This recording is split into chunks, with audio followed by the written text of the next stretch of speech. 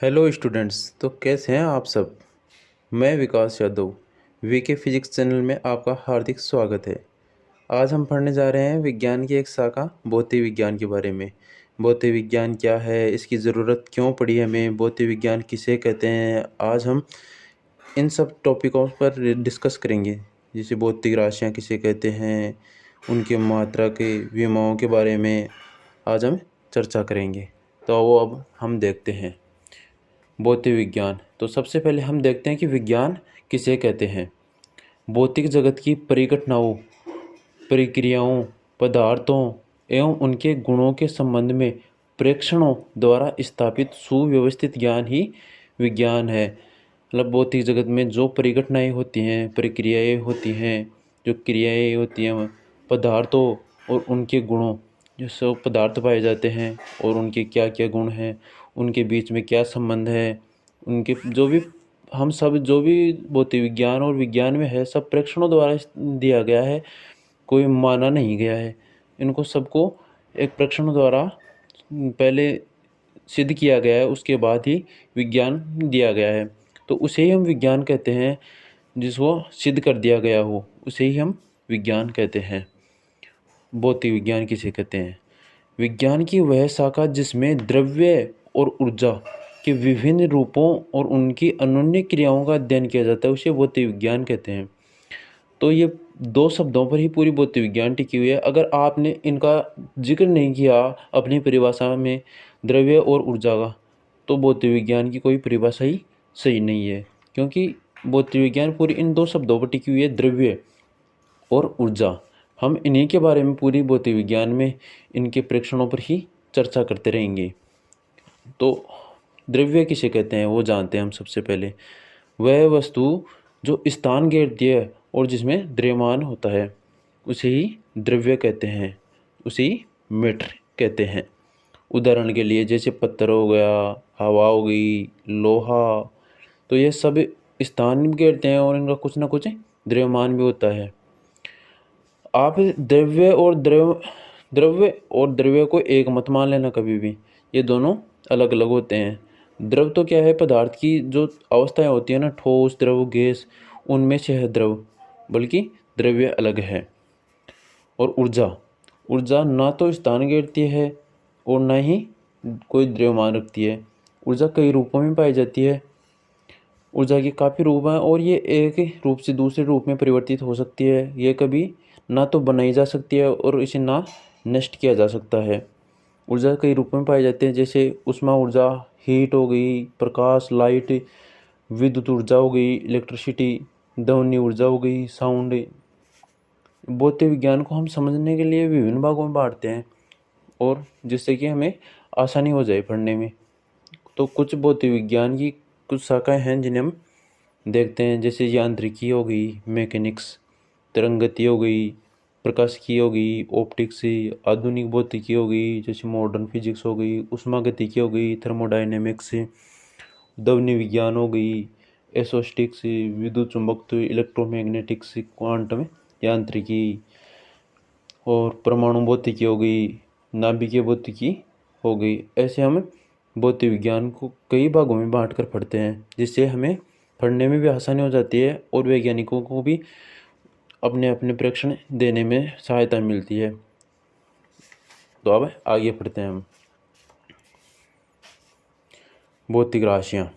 भौतिक राशियाँ, physical quantities. ये भौतिक राशियाँ किसे कहते हैं। वे भौतिक राशियाँ जिन्हें मापा या तोला जा सके, मतलब जिन्हें मापा या तोला जा सके, उसे क्या कहते हैं, भौतिक राशियाँ कहते हैं। जैसे द्रव्यमान हो गया, लंबाई हो गई, समय हो गया, बल हो गया आदि।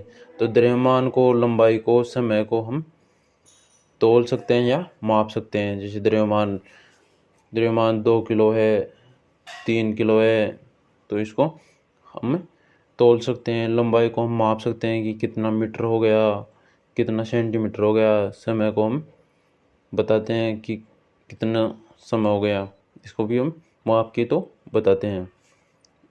तो भौतिक राशियों को दो भागों में बांटा गया है मूल रूप से, मूल राशियाँ और व्युत्पन्न राशियाँ, फंडामेंटल क्वांटिटीज, और दूसरा डिराइव क्वांटिटीज। तो आओ मूल राशियाँ किसे कहते हैं, तो हम इनको दोनों में अंतर देखते हैं। मूल राशियाँ वे राशियाँ जो मूल रूप से स्वतंत्र होती हैं, उन्हें मूल राशियाँ कहते हैं, जिन्हें हम व्यक्त करने के लिए अन्य राशियों की आवश्यकता नहीं होती है। हम अन्य राशि की सहायता से इन्हें व्यक्त नहीं करते हैं, ये मूल रूप से पाई जाती हैं, जैसे लंबाई हो गई, समय हो गया आदि। उसी प्रकार व्युत्पन्न राशियाँ वे राशियाँ जो मूल राशियों से उत्पन्न की जाती हैं, मूल राशियों की सहायता से इन्हें उत्पन्न किया जाता है और इन्हें व्यक्त करने के लिए अन्य राशियों की आवश्यकता होती है। जैसे क्षेत्रफल हो गया, तो क्षेत्रफल को हम लंबाई इंटू चौड़ाई, जैसे आयत का क्षेत्रफल हो गया, उसको हम मूल राशियों की सहायता से ही बताते हैं। आयतन हो गया, तो आयतन को भी हम लंबाई इंटू चौड़ाई इंटू ऊंचाई के रूप में बताते हैं। तो मात्रा किसे कहते हैं, यूनिट। भौतिक राशियों को मापने के लिए जो मान काम में ले जाते हैं उन्हें मात्रक कहते हैं। भौतिक राशि को मापने के लिए जिन मान की आवश्यकता होती है हमें, उन्हें मात्रक कहते हैं। मात्रा को चयन करने के लिए भी कुछ नियम होते हैं। ये मात्रक सर्वमान्य, उचिताकार और परिणाम के हो, जो सभी जगह माने जाए, उनका उचित आकार हो, उनका परिणाम सही हो, परिमाण सही हो। चयनित मात्रक ताप दाब समय के साथ परिवर्तित नहीं होने चाहिए। जो भी हम मात्रक मानते हैं वो ताप दाब समय के साथ परिवर्तित नहीं होना चाहिए। तीसरा, इनको परिभाषित करना आसान हो और इनके प्रतिरूप सरलता से बनाए जा सके। इनको कहीं भी परिभाषित किया जा सके और इनको बनाने के लिए हमें ज़्यादा परेशानी ना हो, हम दूसरे मात्रकों से भी इन्हें बना सकें। तो अब आगे देखते हैं। मात्रकों को मुख्यतः 3 पत्तियाँ थी मात्रकों की। सिस्टम ऑफ यूनिट्स, मात्रकों की 3 पत्तियाँ होती हैं, जैसे सेंटीमीटर, ग्राम सेकंड CGS पत्ती, मीटर किलोग्राम सेकंड MKS पत्ती। तीसरी थी फुट पाउंड सेकंड FPS पत्ती। इसका मतलब है कि हम लंबाई को सेंटीमीटर में, द्रव्यमान को ग्राम और समय को सेकंड में मापे तो उसे CGS पत्ती कहते हैं। दूसरा, लंबाई को मीटर और द्रव्यमान को किलोग्राम और समय को सेकंड में मापे तो उसे MKS पत्ती कहते हैं। तीसरा, लंबाई को फुट, द्रव्यमान को पाउंड और समय को सेकंड में मापे तो उसे FPS पत्ती कहते हैं।